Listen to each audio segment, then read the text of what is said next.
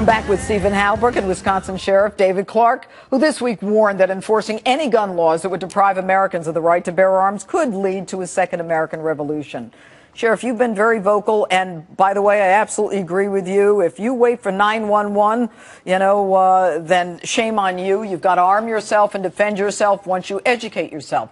But what's this whole idea of a second revolution? Where's that coming from? Well, the question was, would I participate in assisting the feds coming into states and going into homes and taking everybody's gun away? And I said, I would not be a part of something like that. And I said, one of the reasons is I wouldn't want to get shot, because the American people are only going to put up with so much before they push back.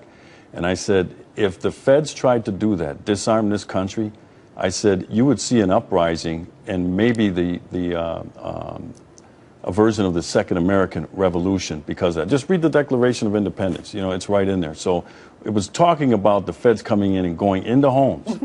Forcing their way into homes and removing firearms. I mean, the thought is preposterous. But you know what? The thought of it is preposterous, and people are very concerned about it. I mean, this whole idea of identifying gun owners in newspapers and chipping away at these gun rights and getting a registry. I mean, this guy McCarthy, the chief of the third largest police department in the nation, who works for Rahm Emanuel, who's so connected to the White House, is saying, you know what, we should be able to put a chip in your gun. Are you crazy? That's why the American people bristle at the thought of a national gun registry. And if the United States, the White House or anybody, would turn over the name of gun owners in the United States to a foreign nation, to me that would be an act of betrayal on the American people. If the Mexican government deserves anything, it's more facts surrounding, as you opened up with, Fast and Furious, where the United States of America funneled guns across the border into a sovereign nation, into the hands of drug lords, and now those guns are being used to kill Mexican citizens. They should be demanding more answers about that. I agree with you, and I think that they should be angry with this administration for sending those guns in and not telling them about it, all right, because their people were murdered as well. But let me go to you, Stephen Halbrook. I mean, you're the constitutional expert here.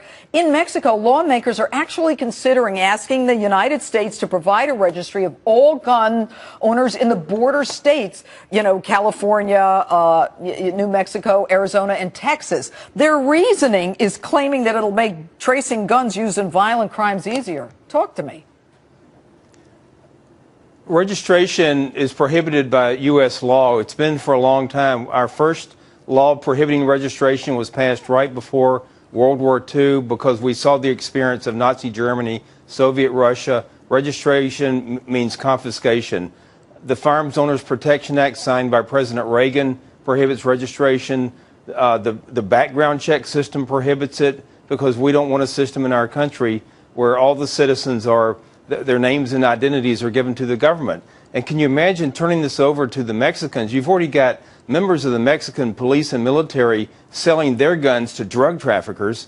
What are they going to do next? Organize burglary rings to go into the border states? Well, that is exactly the argument. Here's where the guns are. Go get them. But Sheriff, yes. Let me go back to you. The McCarthy, you've got 25 years. You're a homicide detective. You've been elected 3 times as sheriff. I mean, you've been around the block. You know the drill. Why would this police chief, he can't combat murders in Chicago. He's not succeeding. What's your message to him? Well, he doesn't have any answers for all the killing that's going on in Chicago right now. And when you don't have answers, you deflect. So he chose to blame law-abiding gun owners for all the carnage and bloodshed that's going on in Chicago. He needs to spend more time attacking criminal gang members instead of law-abiding gun owners. And he needs to give the people of Chicago a sense of confidence that he can get his arms around this thing. And right now, that does not exist. And as long as he goes on this tirade against law-abiding gun owners, we're going to continue to see the carnage that exists in the city of Chicago. And it's very sad. All right, Sheriff Clarke and Stephen Halbrook, thanks so much for being with us this evening.